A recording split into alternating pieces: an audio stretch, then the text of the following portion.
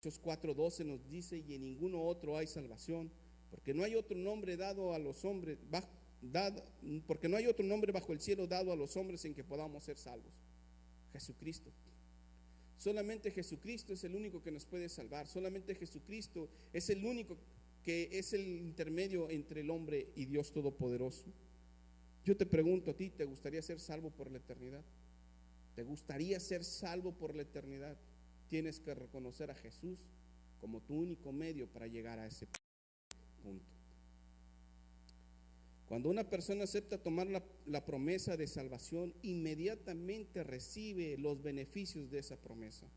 Y tan fácil que es tomar los beneficios de esa promesa, hermanos, con una sola confesión. Romanos capítulo 10, versículos 9 y 10 dice: porque si confesares con tu boca que Jesús es el Señor y creyeres en tu corazón que Dios le levantó de los muertos, serás salvo. Porque con el corazón se cree para justicia, pero con la boca se confiesa para salvación. Una sola oración de fe, una sola oración tan pequeña te hace llegar a lo que dice 2 Corintios capítulo 5 versículo 17: de modo que si alguno está en Cristo, nueva criatura es, las cosas viejas pasaron, he aquí todas son hechas nuevas. Es a través de eso, hermano, que la naturaleza pasada del hombre empieza a cambiar, empieza a ser transformada, empieza a ser rediseñada. ¿Y sabe por quién? Por el Espíritu de Dios.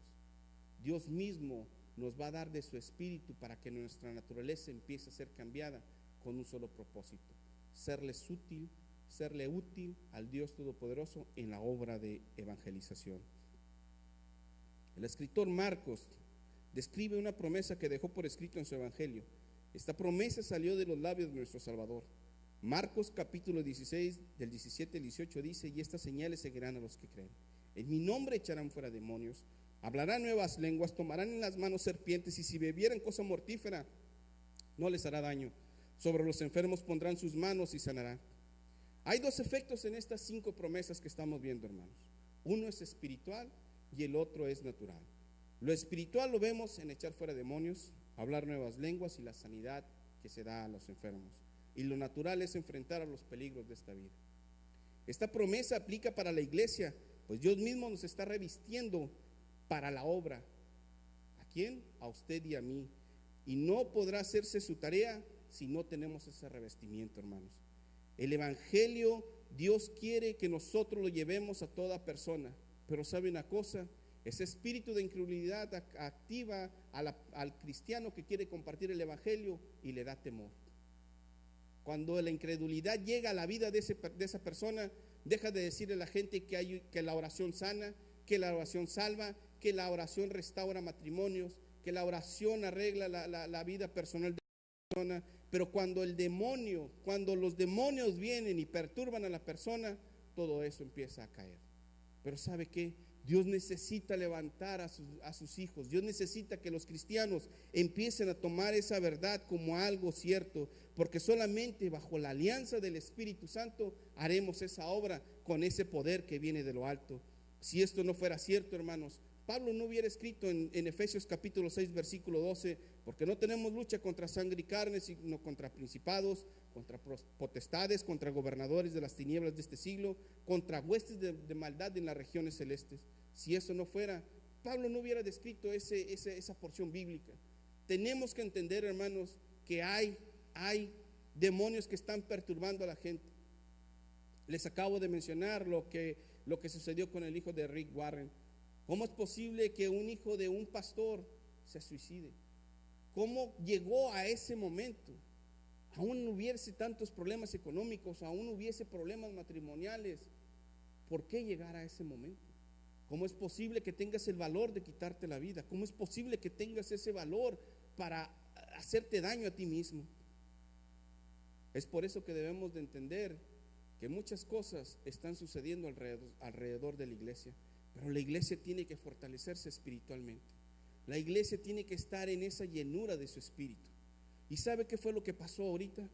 La llenura del espíritu estuvo sobre nosotros.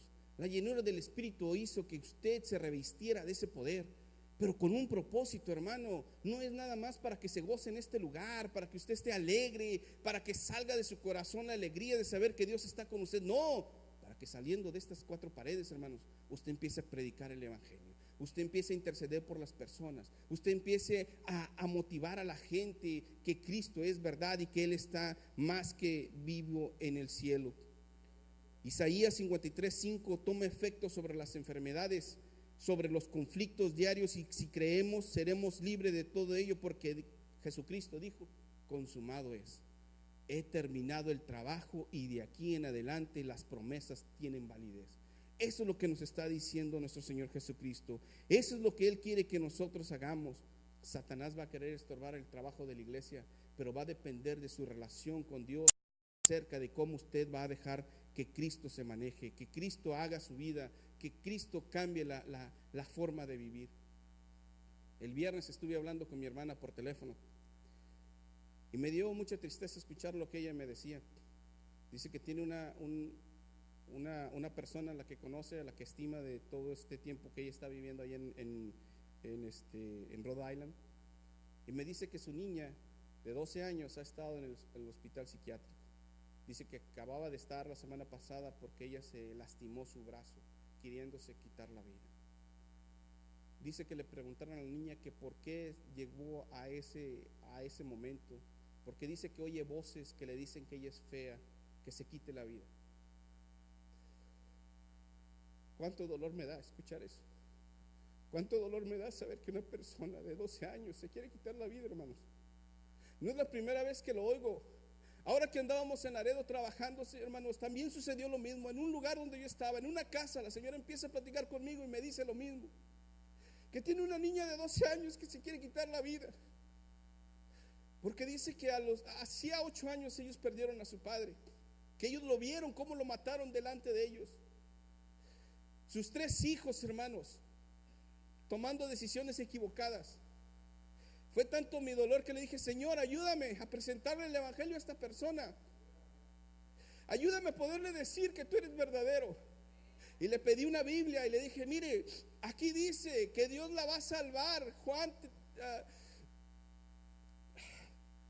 ya olvidé el versículo, hermano.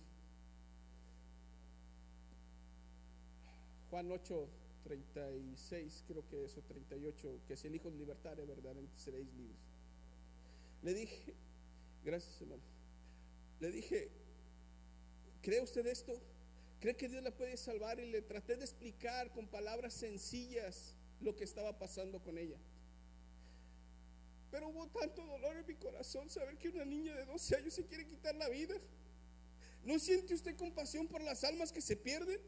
¿No siente usted compasión por gente que está diciendo: oigo voces y me motivan a quererme hacerme daño? Dios ha dicho que consumado es.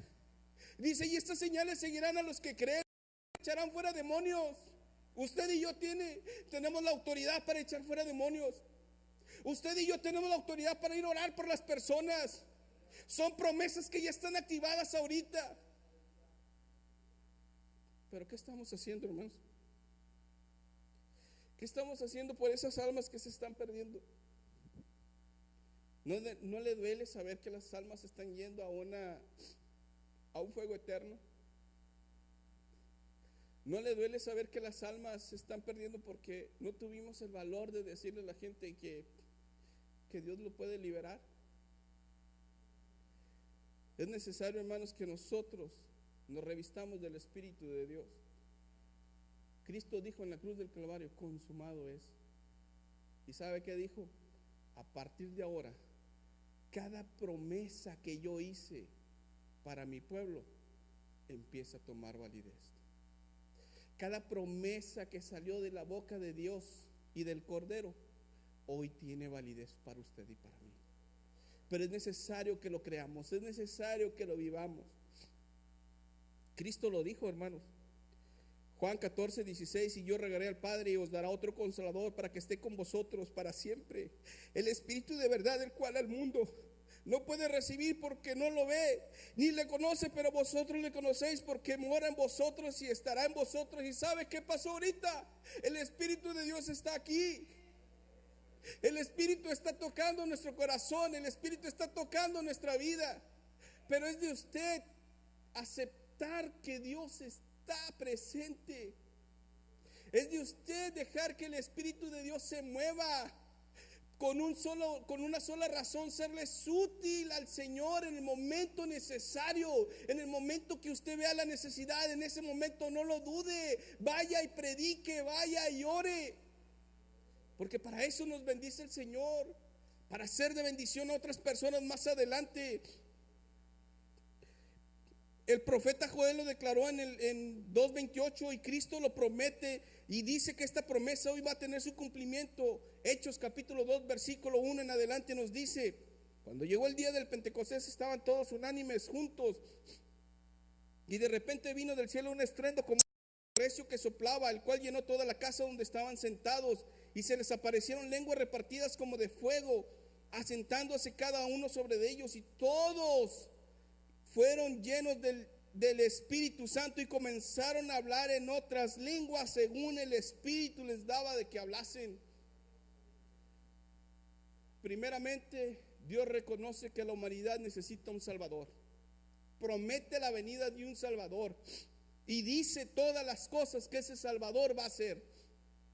Viene el Salvador, toma forma de hombre, y ahora ese Salvador declara que no nos va a dejar solos, que va a mandar a su Espíritu para que esté en medio de nosotros.